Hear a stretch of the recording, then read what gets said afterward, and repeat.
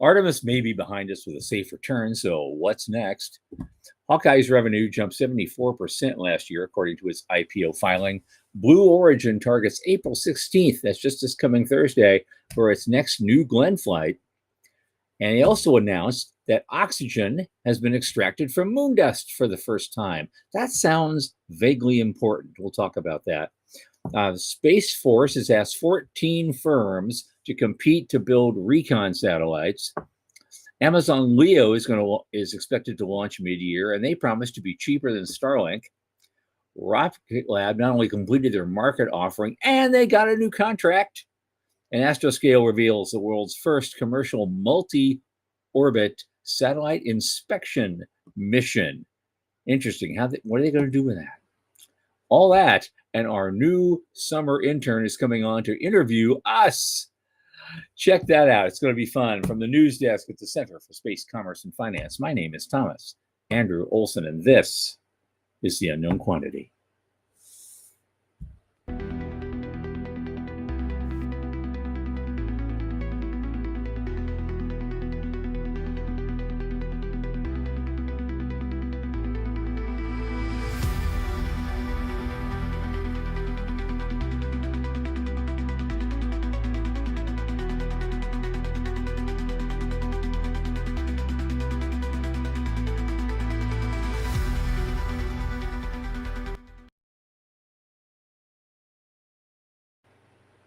And of course, as most of you know, this program is brought to you by the Center for Space Commerce and Finance. And what do? We champion and strengthen emerging space startups and space-adjacent enterprises worldwide through advisory, access, and advocacy. Our pitch events, world-class boot camps, fortify startups to be better investor-ready. A lot of our work, especially this podcast, is supported by listeners and fans like you. So just go to cscf.space/support and click that plain as day donate button. The little in the tip jar each month makes a big difference. Don't forget to like and subscribe and tell your friends. Speaking of friends, my oldest space friend, Michael Lane, who was just out burning a bush, is here with me. Come on in, Michael.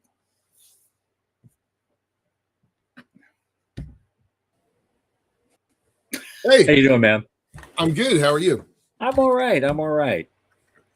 It's a beautiful day out here in the Pacific Northwest. It was raining a lot yesterday, but kind of gorgeous today. So you can kind of see the sun is like making its way up. Up my screen. That's all. It was a nice day here too. Had a lot of running around to do today, but it's all good. Yeah. Got some rest a little bit later. I still got a crap ton of stuff to do. I'm behind on a couple of things. One's that's vaguely important. Yeah. I'll get that done. It's gonna be a late night, I think. Yeah, absolutely. Morty's here. Hi, Morty. You were just here. Hi again. Veronica Ann's with us. Oh, good evening, my dear. Joe, thanks for Trails with us. Love it. Yep. Thanks, y'all. Yep. Appreciate it. Pardon me. Okay. Yeah. Actually, I was kind of wondering how our show is going to be today because there's so many people out in Colorado for symposium today and this whole week really. Yeah. I imagine we'll have quite a bit of news to catch up with on Thursday. Some stuff is already starting to showcase. They're putting out new pictures, new slides, new video, various things they're working on. So kind of exciting. It's kind of exciting time to be in space right now. Oh yeah, absolutely. Yeah. It's just an exciting time in general to be in space. We were happy to see that Artemis came down safely and everybody's fine. And I guess the heat shield looked a little beat up. It did. Even more than usual. I did wonder about that. Eric Berger sent a note with a picture. He's the guy who runs the space channel for Ars Technica. And he had this great big picture of Orion. And there's like a piece that looks like it was missing from the heat shield, and people were calling and asking questions. So he posted it, and Jared Isaacman said it's a normal thing. We've already seen it. We saw it in testing. The heat ablation is not kind of perfect, and so that was a spot that didn't get as much heat as other places. So it was a little surprising, and yeah, that capsule definitely looked a little bit beat up. So wonder if they'll, of course. Who we don't know that stuff, right? Of course, Babylon B put out a joke that said, "You know what? That toilet was still broken. Those guys had to go really bad, so they shifted their trajectory so they could land near a Buc-ee's."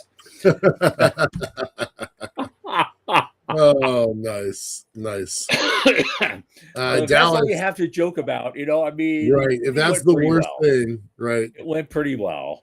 I gotta tell you, but it has opened the floodgates a little bit because, well, now that that's kind of out of the news cycle in a minor way, what's coming up? There was in the news I found a thing called Science. It's a BBC Science Focus. They were saying, okay, well, how about checking this out? 6 mind-blowing space missions now set to launch this year. Yeah. And so starts off with China's, Chang'e 7. Yep. And so lunar water, deep craters, that kind of thing. They're going to land on the rim of Shackleton Crater, right next to the South Pole. And then it's going to deploy a rover.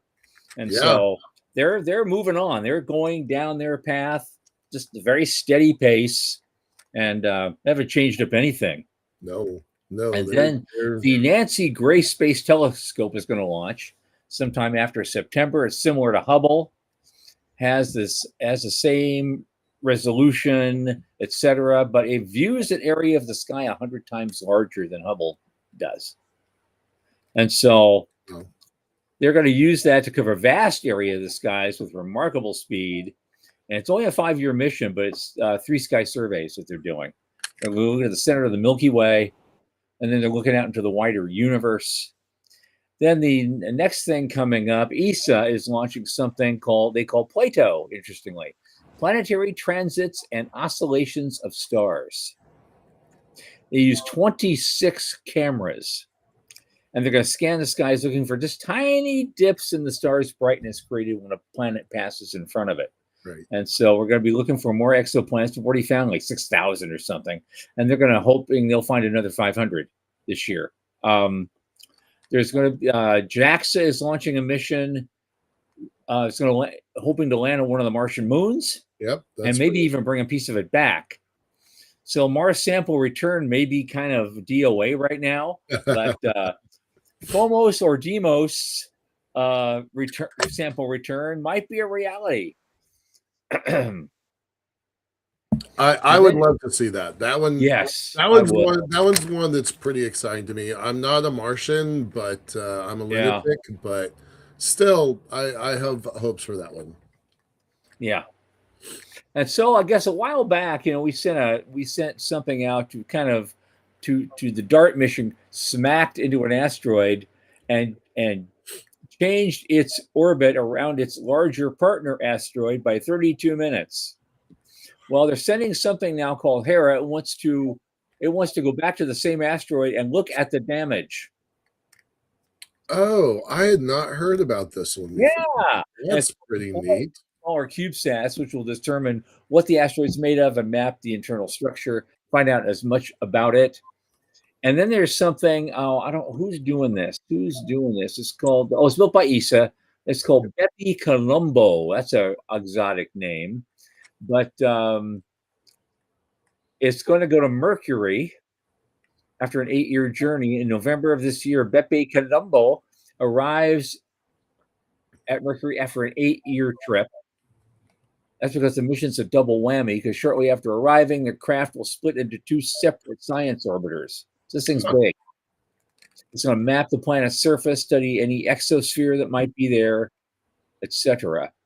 And then JAXA's Mercury magnetospheric orbiter will examine the planet's magnetic field to gain a better understanding, not just the solar system, but the thousands of known exoplanets, sun-hugging Mercury. There's a lot going on. Yeah. And, that's something we can look forward to this year. Meanwhile, I NASA only claimed, knew about 3 of these, so that was yeah, like I've heard the names, I guess, but I didn't know any of this was happening this year. yeah, and this is all Except ESA and JAXA stuff. We haven't yeah, even talked about what's going on yeah, here. yeah. There's something from AP put out today. It says NASA already has the next Artemis flight in its sights following their triumphant moon flyby. And I've already seen a picture. Yes, the Artemis 3 booster is already heading somewhere, And so here we are. They say the next flight director Rick Henfling said the next mission is in fact right around the corner. So, but it's added to the docket literally for next year, and so it's going to dock their Orion capsule with a lunar lander or maybe 2 in orbit. Both, of course, SpaceX and Blue Origin are racing to have their company's lander be ready first. Yeah, and they're vying for the all important Artemis 4 moon landing, in a couple of years, and so this is going to be a big test and a big competition. Who can do better? And so that's this Artemis 3, even though it's not going to the moon anymore, it's just an all Earth orbital thing. But it's probably one of the most important missions that we could do. Yeah, coming up. Yeah, necessary tests, necessary development. Absolutely. Okay. Shout out to some of the other guys here. Dr. Cathari, thanks for showing here. Hey. Dallas Beanhoff, always great to see you guys. Wes, thanks a lot. Glad you all are here. It's a good day. Yeah. And Wes. Yeah. Joe says Bucky's for the win. Yeah. Yep. Yeah. We got a good crew tonight. Great. It's going to be fun. Now, do you know of a firm called Hawkeye? Yeah. Hawkeye 360. They are really involved with some of the military side of space. Yep. Gosh, they came to a conference back when everything was digital, so I guess it had to have been 2020 or 2021. Okay. And they're heads down, nose to the grindstone folks that were really trying to build enduring relationships with the military to provide Overwatch. And I hadn't heard from them in 4 years, something like that. And then all of a sudden they're like, and we're going public because and the IPO was just filed like last Friday. Yeah. And it showed that their revenue actually jumped 74% last year. Yeah. That's so huge. I'd say it's time. Yeah. Well, okay, but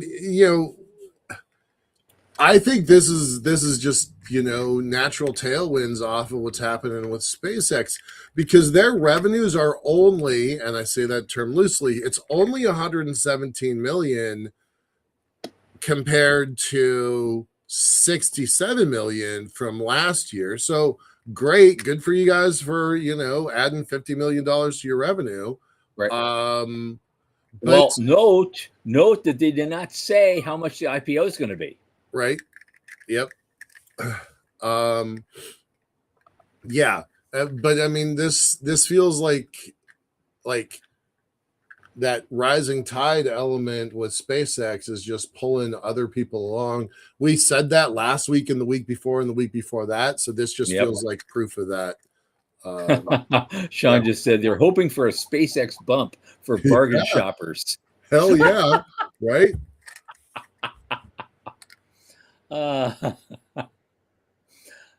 Yeah. No, I don't. It would not surprise me if other people don't announce soon too that are actually in better position. Right, $100 million in revenue is kind of table stakes at this point. Like, I was a little surprised. I was a little surprised that they went in based off of this. So that they're going to have some interesting documents to showcase. Well, I would like that kind of revenue right now. I think that would. Yeah. So I would not throw that kind of revenue out of bed for eating crackers. I just wouldn't do it. Blue Origin is targeting just this Thursday for the Flight 3 of New Glenn. So they're getting that ready literally right now while we're talking. Yeah. And it's going from out of Canaveral. So yeah, they're one of my favorite space companies. So I know. they're right around the corner. I think the world needs, I think SpaceX needs more real competition, and this is hopefully a step in the right direction. So yeah. We might have some cool news on Thursday. I'm hoping. Yeah, it would be. That would be cool. So it may just be split between Space Symposium and that. Yep. Yep. So the next thing is also a Blue Origin story. It's out of the Telegraph. They're claiming, BO Origin is claiming it has developed a reactor that can release breathable air from lunar soil. Yeah. And I can't, go any further because everyone should subscribe. They've been working on this for a while. Their Blue Alchemist system, they earned something like $30 million in revenue from NASA as a research contract, but it's actually working now. So that's kind of exciting. Hopefully we'll get something more out of that at the that symposium. Yeah, I think that one's, as you said earlier, vaguely important, right? Knowing how to pull oxygen off of the land in situ and use it, that could be a big deal. It's going to be huge. It's going to be huge. I'm going to just echo Joe's comment in the chat here. If Blue Origin can increase cadence and Stoke comes online, we might have some real competition. I was having exactly this conversation on Saturday night at Yuri's Night. Did anybody go to Yuri's Night? It was great here in Seattle. Shout out to the Seattle folks that were repping that. But yeah, I had almost exactly that conversation because Stoke and Blue were out in force at Yuri's Night this week. So if I was going to go to a Yuri's Night, I have to go way back down below the Space Coast again to find a party. I'm sure because I'm sure at KSC they were doing something, or someplace like that. That's a long drive. Right. That's just a long thing. And I just did that, a week ago. Yeah. Yeah. Pepsi and Coke. Yeah. That's funny. Okay. Next up, and we're doing well on time. I guess 3 months ago, Space Force put out an RFP request. They wanted more maneuverable reconnaissance satellites that can quickly change orbits, which they're now euphemistically calling dynamic space operations. Mm-hmm. Okay. Basically, it's a satellite with a gas tank that be refueled in orbit and ensure mobility as Spacecom needs to respond to threats from adversaries. And so they're planning on-ramps to add new companies to the contract and use it as a mechanism. They have selected 14 firms to participate right now for this Andromeda program. They have 1.3 billion or something for these programs. And it's a big increase over last year, but it's not clear if Andromeda is included in the total. But the 14 firms selected very, very quickly, and you can also scroll it down. Anduril Industries, Astrana Space Tech, BAE Systems, General Atomics, Electromagnetic Systems, Intuitive Machines, you've heard of some of these, L3 Harris, Lockheed Martin, Millennium Space System, Northrop Grumman, Quantum Space, Redwire, Sierra Space, True Anomaly, and Turion Space. So more than half of these guys I've heard of. Yep. A lot. Yep. And so it'll be, that should be an interesting competition down the road. I mean, they were so quick in getting those numbers in after just putting out the RFP 3 months ago. I almost am expecting a result from somebody by September, It's not a lot of money, and all of these companies are very well positioned to do this work. I was a little surprised that Orbit Fab was not on that list. I know, but these numbers are not very big numbers, right? It was only if I'm $100,000 total $1.4 million of initial funding cut between 14 companies. So a lot of companies probably did not want to bid on that. And let's face it, Orbit Fab is way farther along than that. So yeah. Okay. Let's see.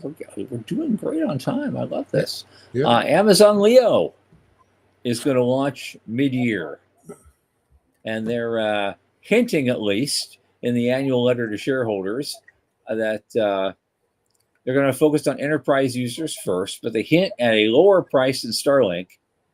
So we'll see.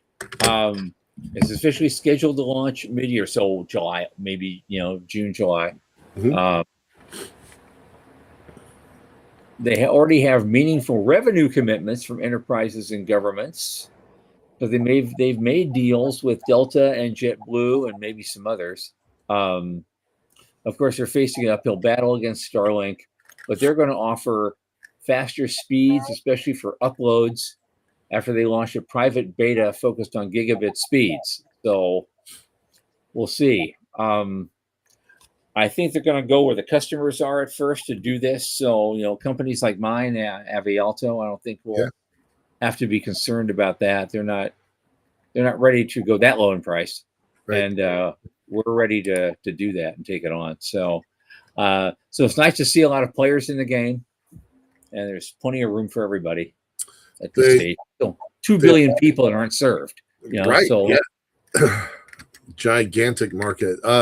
They're aiming for 3,200 satellites. Yeah.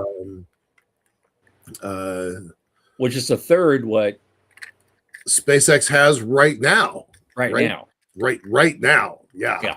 So that kind of they only have 240 up there right now, which quote isn't likely enough to provide global robust coverage. So that's where they are today.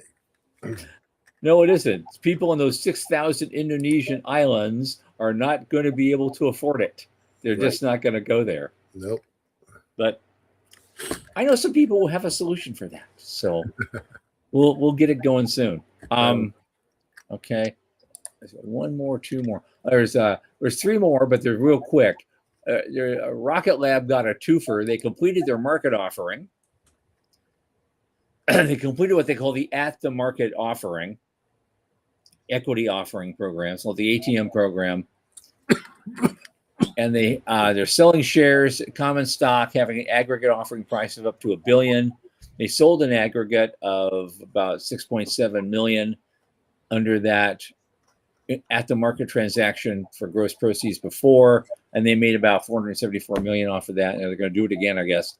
They've sold another aggregate of another 7.4 million of common stock, and so they've brought a bunch of money in, but which is great for them. But on top of that, the same day we're seeing a report that Rocket Lab won a contract for 3 more IQPS launches from the Japanese radar satellite company.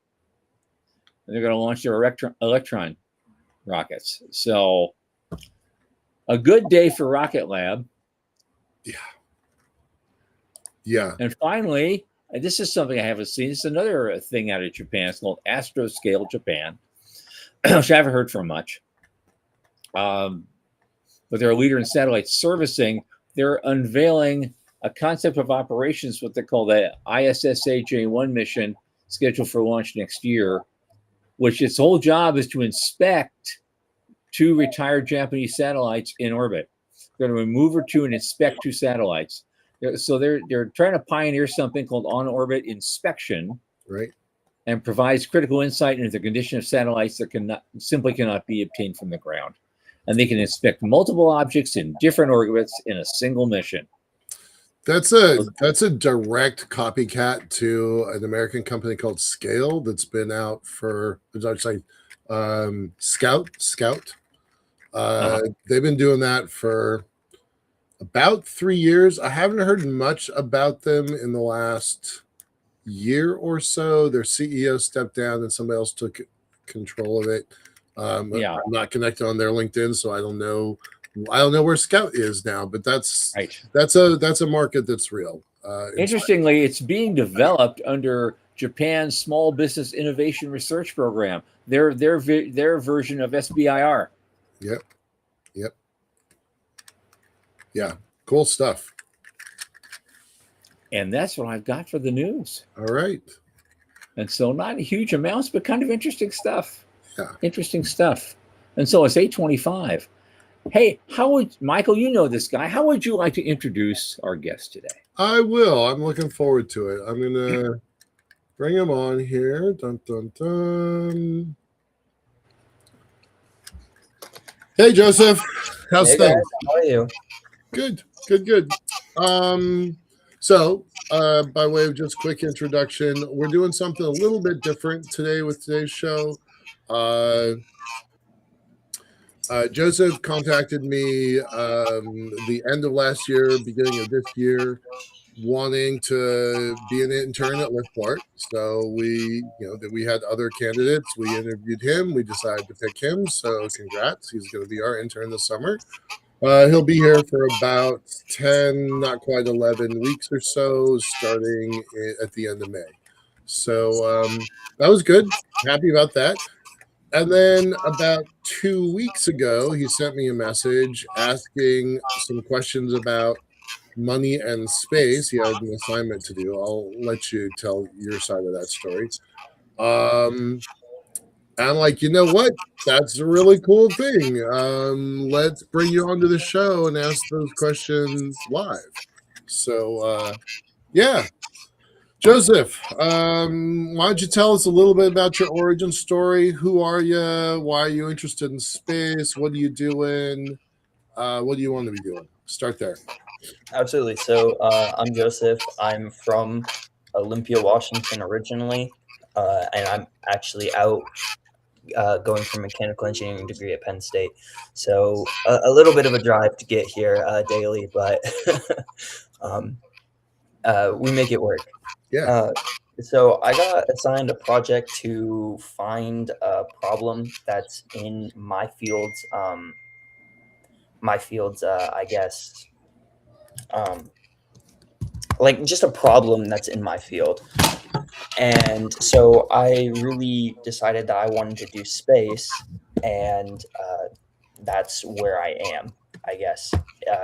I started off really thinking about aerospace, and I thought that could be a cool place to go into, but ultimately I ended up here, and I'm really excited to go on for that. So I guess a few questions that I really had were, how does a company have a startup and actually get money and funding? I think that's really hard if you don't just have a rich owner.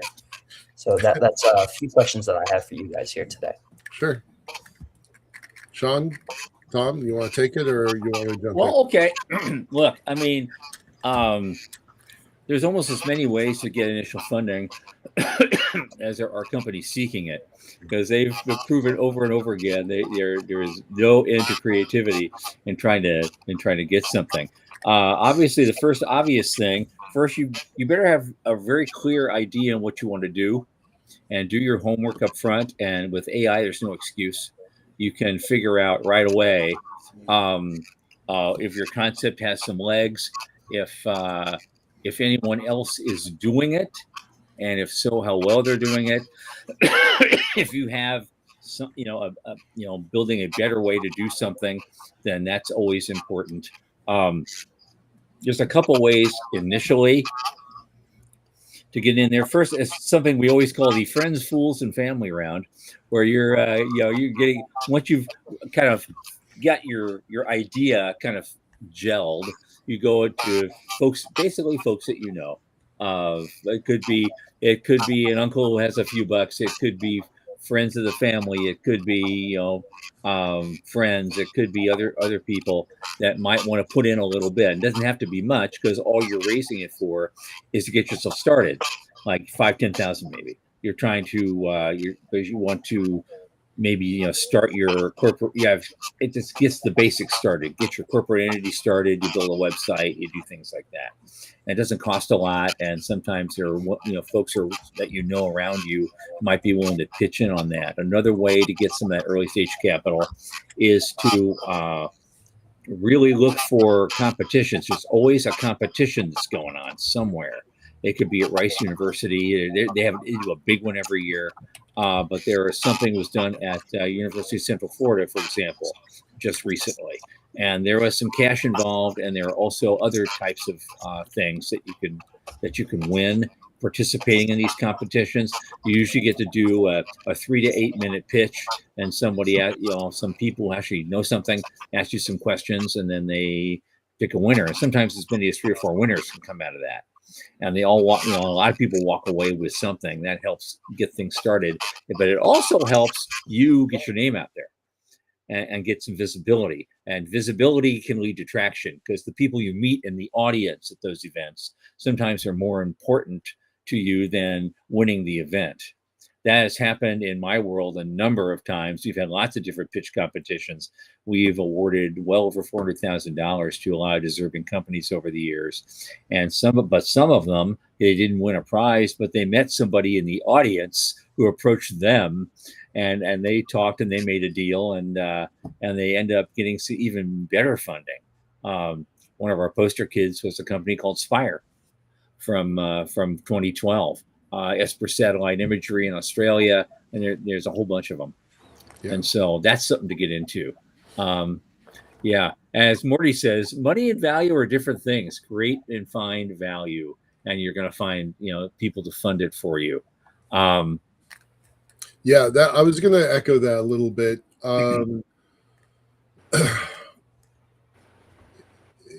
Silicon Valley talks about the minimum viable product. What's the smallest thing that you can build as a client? What will they pay for? And then find a client.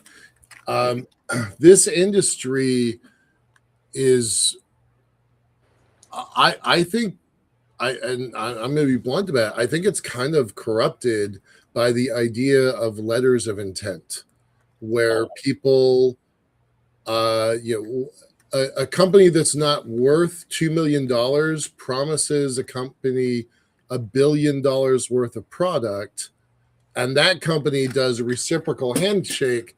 They're also not worth $2 million, but they offer $1 billion worth of product. To me, that borders on fraud, because both of those companies are now making announcements. We have $1 billion client. Well, do you really? So this industry has a lot of that, and I'm very much against that philosophy. But the venture capitalists kind of forced that model on this industry, and I do think that that's a problem. So I would focus on a if there's a way that you can productize something, anything at the earliest days where you can get a client who writes you a check, that is definitely the most interesting thing you can do. I will take a purchase order over an LOI any day. Right.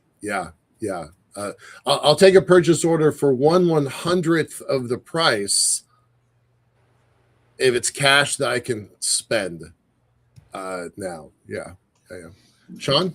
I want to step out for just a second, because if you're developing a product, and if you're convinced that this is something the industry needs and the industry doesn't, you're going to have to tell your story, and you're going to have to convince people.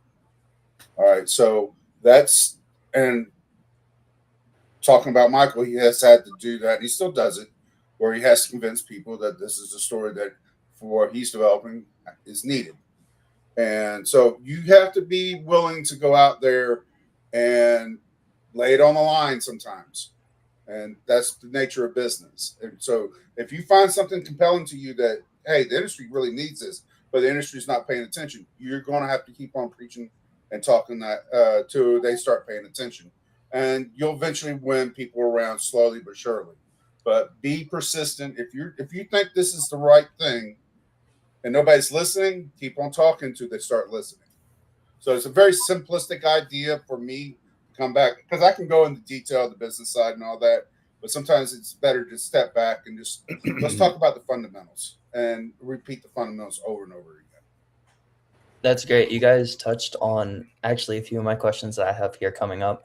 I kind of wanted to have each question build off of each other, just kind of in an organized manner. So I guess my first question to you is, companies, when they're first starting up, they have money to get from the first area kind of to the second area, kind of getting from one point to another, and then maybe they'll need to get more funding. How does an actual company decide or figure out or determine just how much money that they need to get to the next point? I'm doing that right now. Like, literally, that was an assignment I gave to my team Thursday last week. We're about to start a capital raise. It'll be our first real one ever. I'm both excited and nervous about it. And I'll just tell you what I told the folks. If we're gonna keep to our 1,000-day schedule, of which we've burned already over 90 days, we're gonna have money in the door by this time next year, and not just a little bit of money, but a lot of money by this time next year. So the first things that we're doing is scouting law firms, trying to determine who is going to be our representative counsel, because getting that stuff wrong is expensive and a very big problem. So that's the very first step that we took, and then it's down to budget. So what we talked about on Thursday and Friday last week was, if our target is $20 million, we're not going to get that on day one. That's, nobody just writes you a $20 million check. So what's the step before that? Well, for us, it's $5 million, but nobody just writes you a $5 million check either, unless you're an AI company, and that's a whole different story.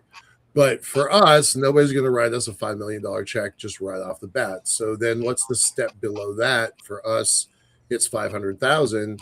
So what I required for my team recently was a very specific budget that identifies not just the money, how much we're going to spend, but more importantly, what are the milestones and what are you trying to accomplish with that? Stage one, 500,000, stage two, 5 million, stage three, 20 million. What are the milestones and how are you going to spend the money? That's the problem that we're working on right now. And I want to follow up with them on that, because when you do milestones, certain milestones are fixed. Some milestones you can stretch, and some milestones, if you need to speed up the time, you can collapse. So you have to figure those out too. I'll add to that. We're either going to raise the money quickly, or it's going to be a real struggle and we're going to blow our deadlines. So I'm asking for a 3-month budget that burns through the capital quickly to accomplish the tasks quickly. And I'm also asking for a 15-month budget where it's not going the way we want it to, and we still got to stay in business. How do we stretch that while we hit some of our milestones? So those milestones change depending on the timing and horizon. I'll give you a hint too. Part of your budget is going to be, how do we do this next part, raise this next funding? Right. You have to figure that, always include that. Yeah. Now, while you're thinking about this, there's also the other kind of little side thing, and Veronica sort of brings it up. She says investors don't fund space exploration, quote unquote, which makes sense. They fund specific scalable services. Well, the other thing, angel investors in particular, and then some VCs, the one thing they fund most is the team. And so they're funding people. They're funding technologies, but they're really funding people that have demonstrated a skill at fulfilling a certain business vision. And so it's not just you, Mr. Startup Founder. You've got to get people around you, some of whom may be smarter than you are at certain things that you need to get done. You do not want to be the smartest person in the room at your firm. You really don't want to be. Right. Been there. It's not pretty. I'm not. Yeah. I wasn't going to say anything. I'll say it. I was. Look, I don't man, know why I you're wasn't saying that gonna with say me. anything. Well, Tom, you guys are raising money too. So what yeah. does that look like for y'all? Well, right now we're at this point where we're still looking at it's a 40. I'll just put it out there. It's a $40 million Series A. Mhm. It's a telecom play. There's some space elements to it, but it's really a telecom play. We're using satellite technology without having a satellite. It's just a platform that floats up at about 85,000 feet and provides Wi-Fi and mobile backhaul. Right now, that's what we're working on now, is closing that $40 million Series A. This has been 9 years in coming. Right. Yeah. To get to this, and we've already spent almost 12 million of other people's money getting to this point. It took us years to get this, and we worked up to it, and we did the R&D. We got the due diligence done, and so we got like 4 patents now. It's like we know what we're building, and we know how we're building it, and we're just ready now, just raising the money to build the factory. So that's the next milestone. We're going to take our experimental stuff, finish a little bit of experimentation just to make sure everything works the way we say it does, pack it off, send it to our first customer country, which is Malaysia, and then show it to them. Because Malaysia, that part of South Asia, most of Asia, is basically like Missouri. They're the show me state. And so you show them, and then they show up with checkbooks and desire to work with you. So it's going to be worth it to us. And we're just inches from the goal line. So that's kind of where we're at, because it's going to be, this thing hits, it's going to be life-changing for us. Yeah. And I'm not getting any younger. So, hey, I want to get this done. And just think of this terms, whenever you develop your technology, you got a vision where it comes from development into scaling. And you got to know that marker when it tip overs from development into scaling, because that's 2 different animals. Developing is different than scaling.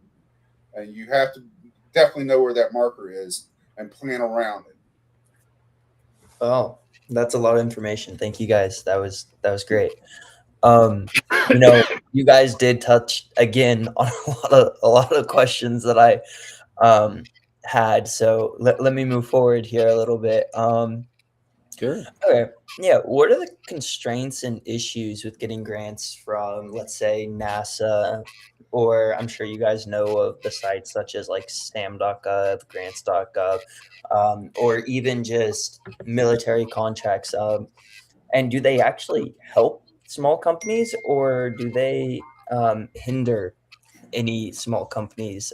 Do they hurt the development while still providing you guys money, or how does that work? I'm terrible at this. Terrible. Like the very, very worst that I know in my industry. I am the worst that I know in my industry at this topic. One of the folks on the call in the chat, shout out to Dallas, because Beanhoff pulled in billions for his prior employer at Boeing. So I wish he was on the call. Dallas, if you want to write some notes up, that would be great. But I am particularly bad at this, although I am a very big believer, and I've gone up to bat at least 20 or 25 times trying to get government funding, because I believe that public-private partnership is great. You were watching the news earlier. That first company that we talked about, Hawkeye, they only have one client. It's the U.S. government. I mean, they probably have others, but they only have one primary government. They only have one primary client as the U.S. government, and at $100 million, it's enough to take them public. So definitely you can play that game and succeed in it in a big way. Blue Origin doesn't play that game very much. They have that $30 million contract with Blue Alchemist, but SpaceX is SpaceX only because they played the government contract game Perfectly. So SpaceX is SpaceX because they understood those rules. They were the first to understand those rules in a significant way. So it can be. It is a total game changer if you can figure it out. Yeah, because if you haven't done it quite that well, the other thing that makes it work is I can speak from experience to this is to have the right friends. Unfortunately, that's the way it is. When we got those magic years, when we got the grants from NASA Ames and the portal, the space portal there, that was run by Pete Warden. Pete Warden was going to our conferences. He loved us. He loved the things we were doing, and he wanted to help fund it a little more. And so we had an experimental program basically for like 3 years. And we got big grants every year through the Ames portal because the right people were running the Ames portal and fought to have that, create that grant program. Once Pete Warden was retired out and some of the other leadership changed hands, those philosophies changed as well. And so, we're just looking for the right. I'm talking to people right now. Actually, we're looking for the right opportunity next time they do a grant. The type of grant proposal that we could fit in. We're ready to go in and apply for it, but just they're few and far between for us, and they haven't really shown us much. And so it's hard. It's hard to do. Mm-hmm. Yeah, I'm going to put Dallas's comments on the screen because he knows a bit more about this topic than anybody I know. The concerns with SBIRs, SCTRs, and other government contractors is the time factor. They are too slow for a fast-moving market area. Also, it is easy to get trapped into seeking the next topic, even if it is outside your business plan. All of that is true. By the way, I will point out that the SBIR program was closed for most of the last 6 months. It is about to reopen, but it was a program that there was a lot of kind of political heat around, and they're reinstating it with some new rules. So the SBIR program that we're all familiar with is not the one that's going to restart in a matter of weeks. So hopefully some of the rules will change. Yeah, that is another thing. They will change the rules on you and change the requirements. And sometimes they'll do it midstream. Right. When we were first looking to get FAA approvals for the stuff we were doing years ago, right at that same year, they decided they were going to change up all the bureaucracy and all the rulemaking regarding drones. And when they wanted to classify us as a drone and regulate us accordingly, no, we're not a drone, we're an airship. And it does this, that, and the other thing. And so it took forever. And I became a real pro at navigating the new rule structure for FAA for, uncrewed floating craft. A skill set I expected to get, but I don't regret having it at this point in case we have to go through that process again. Yeah. All right. Thank you. I'm going to move on to my last two questions. I'm going to combine them here. So how long generally would it take for a small company to get a viable amount of money to actually put towards their situation? And I've also done some research, and there are consulting companies that typically are kind of out there to try and help companies. And I was wondering, for a small company, is that actually helpful at that stage, or do they kind of just suck more money out of you than you get in return? Depends. Yeah, that's a case by case situation. Yeah, it depends on what they're going to expect in return. Yeah, and because what could happen is that they expect equity, then they might actually take over and run your company that you're trying to build because they're trying to make their money back or for the time they invested. But I'm not saying every one of them, but you have to really do your homework on them. We're lucky that we've got two very good lift port contractors on this call. Wes is doing some legal stuff that we're looking into and investigating, and Joe is building out our satellite. Let me tell you, both of these guys are super capable, so shout out to y'all, gentlemen. Appreciate it. But also, they're not nickel and diming us to death. They are in it for the long haul, and they want to be partners with our big idea. But also, I will throw some other people under a bus that I'm not going to name, but some people are awful in this industry. Some people, You think?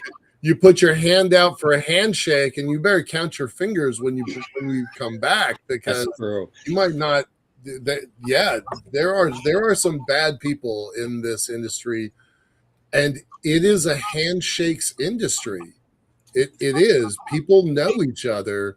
Tom and I, Dallas, we've got Dallas actually has been at this longer than even Tom or I, but people have memory. They have institutional memory, and they might change organizations over time, but some people remember that you fucked them over 5 years ago or 17 years ago, and that stuff stays with you. So some of the consultants, some of the people, they don't necessarily know the landscape, and they're like, oh, well, I just left my cushy $200,000 a year lobbying job in Washington, D.C. I should make at least $250,000, and then they charge accordingly as if they have the skill and the experience. Those people never get phone calls from me. Right.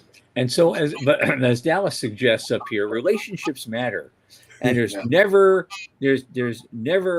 too soon to start building relationships. Right. And so anything that's happening at your university, there's stuff going on, there might be some professional event going on. Plan to attend it and meet people. Network. And network the shit out of it. Take advantage of every opportunity your university can give you to find other opportunities, because you just never know who you're going to talk to. It's a very insular industry, so network. Yeah, absolutely. Some of that's starting to change a little bit when you got new money coming in, where you have to require to be able to communicate on a bigger picture instead of inside your bubble. Let's take Veronica's comment a little bit farther. This angel investors versus wrong button. Angel investors versus venture. So there are angels, like, your rich uncle that we all wish was writing check. Tom and I, Sean, we don't have rich uncles anymore, right? So that's not an option for us. Yeah. A kid like you, maybe you have a rich uncle. I hope you do, because that's a lot easier than other options. Most of us don't have that option. There are angel investor networks, so you right. can also go look for those too. But angels typically don't know what the hell you're talking about, and the amount of education you have to do for an investor to make them understand what you're doing, why you're doing it, and the risks.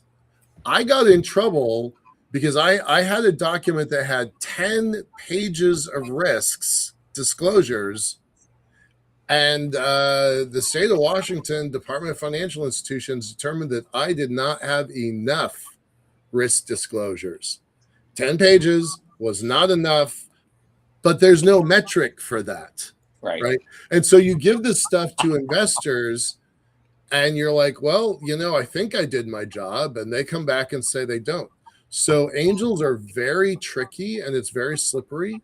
You might have a great relationship with that particular angel, but your paperwork might be deemed insufficient. Right. So that's a problem. And then because there's so much new money going into the space sector, there are VCs that know space, and there's VCs that think space is cool, but they don't necessarily know it. So relationships matter. Finding the right investor mix matters. Great. My very last question for all three of you is, in the next 5 years, 25 years, maybe going further on, what do you guys think space and the space market is really going to look like? Okay, I'll start. I was kind of ready for this. It's short. It's short and sweet. It's pretty. It's I don't go into a lot of detail on it. Right now, AI is to me a huge bubble looking for a pin, and it's going to pop within the next 5 years. That bubble is going to pop. There's going to be a mad scramble to get out of stuff and get into other stuff. And who's going to be making money off of that? Jeff Bezos and Elon Musk. They're not. They're gonna. Musk in particular, he will find a way to short that whole deal, even his own, and make money. And he's going to build. And he's going to use that to build his lunar city. I think I'm also predicting in the next 5 years that Michael will get significant funding to get his lunar elevator project started. And so I'm rooting for him all the way. I think that's going to happen. I really think it does, especially after the AI bubble pops. It's going to have to go somewhere. Yeah. And so this is going to be a great opportunity because we're building the lunar stuff. I think in 5 years, we're going to be back on the moon. There's going to be a few dozen people working there, and they're going to be building a major base. Nothing's probably going to happen on Mars yet. We're probably looking closer into the 2030s to see that. But we go out 25 years. Once we get started, that growth is going to be exponential. I think in 25 years, we're going to see 1,000 people living on the moon. Mm-hmm. And some of them might be folks like you and me. I may not be too old if I keep myself healthy. That's our own Doug Plottis said, "Stay healthy, Tom. You can do it. You can do it. 10 years, you can be there. You can be 80. It's okay. Go. It's gravity. Yeah. You'll love it. It'll be great. We'll build one of those big cubic-shaped inflatable habitats, and I'll be in there putting plaster on the walls. Whatever it takes. It'll be whatever I can do. I'm going to try to make that happen before I go." Sean got a hoot out of that. But but in 25 years, there's going to be a lot of people living on the moon, and we will have a Mars base at that point, I think, too. It'll be probably 30, 40 people is all kind of a research base, testing out a lot of technologies and things. The big diaspora will not have happened yet. We're probably looking at closer to 2040 for that in my world. But we're going to be moving out there. There's going to be plenty of funding to do it, and there's going to be plenty of payback too. There's going to be a lot of commercial opportunity is going to be built up as a result of this. And cislunar commerce is going to be a huge thing, maybe even bigger than what we're looking at right now. Oh yeah, a lot bigger. Yeah, that's me. Sean, you want to go? Yeah. So real quick, I'm more bullish on the cislunar, the return, manufacturing of biotech and chips and material science and the down mass back down to Earth. I am very bullish on that in the next couple of years, next 5 years. But when you look out 25 years, everybody's going to have their own take about going to Mars and the moon, whether it's going to be autonomous or it's going to be mixed or hybrid, which is probably going to be hybrid. I think what I'd like to see in the next 25 years is more of a push towards, instead of defining spaces, we're going to explore this, we're going to explore this, is turn it different parts of space into economic development zones. Instead of just, let's go set up a camp here and research here. Let's really make an effort to make a presence that's permanent wherever we go. Yeah. And setting up as an economic development zone, you're ensuring that you're going to have something that comes back, that you're going to create trade. You're going to create a reason why you're going there. To go there to see what's there, it's nice, but it doesn't make you permanent. You go in there to get resources that you're going to use, makes you permanent. And all of us would like us to be permanently in space. If we don't do that, we're going to be still tied to politics, and whether we defund this or we do this or not. So I think that's a very much needed effort that we need to shift towards, is developing an economic development zone. I in this case, despite my head in the clouds working on the lunar elevator, I'm much more grounded in my predictions. I think it's, Tom said 1,000 people living and working on the moon. I totally back that. I think it actually might be higher than that, but I'm looking at it from an economics perspective. It's taken 25 years for us to move to $650 billion in total revenues from the whole sector, the global sector. But 25 years from now, that number could be 10 times higher. We could seriously be looking at $6 trillion, and that makes it a major economic player in the world. And because that's going to happen, you're going to start getting more resources. Other nations are going to have to pay attention to it. I had a call with some folks today talking about Malta as a space player.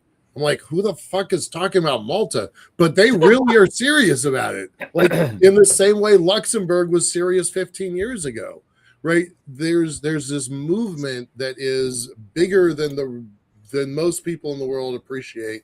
And it would not surprise me if we were at a $6 or $7 trillion global cislunar market by that time. So 5 years, our elevator will be functional. 25 years, it'll be a $7 trillion economy.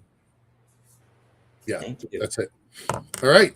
Answers all around. Okay, very cool. Joseph Aran, thank you for joining us, and thank you for all your great and penetrating questions. I'll be looking forward to maybe working with you later this summer. You're the summer intern, and nice to meet you. And thank you for being on and being willing to put yourself out there and, talk to 3 old total strangers about, how we do shit. And that was good for our regular viewers too. They got to see a part of us that they never get to see. And so we thank you for your help on that. And we'll be seeing you again real soon. Mm-hmm. Thank you guys so much for having me. I look forward to working with you all this summer. Great. Okay, guys. On Thursday, Mark Levinson, author of The Box, again returns to the show to see just what he has wrought in the area of space shipping containers, something he never expected would happen, but we all have a lot to say about it. That's going to be a lot of fun. And that'll be, of course, 8 p.m. Eastern. For Sean Key and Michael Lane, I remain Thomas Andrew Olson. Keep watching the skies. I'm telling you.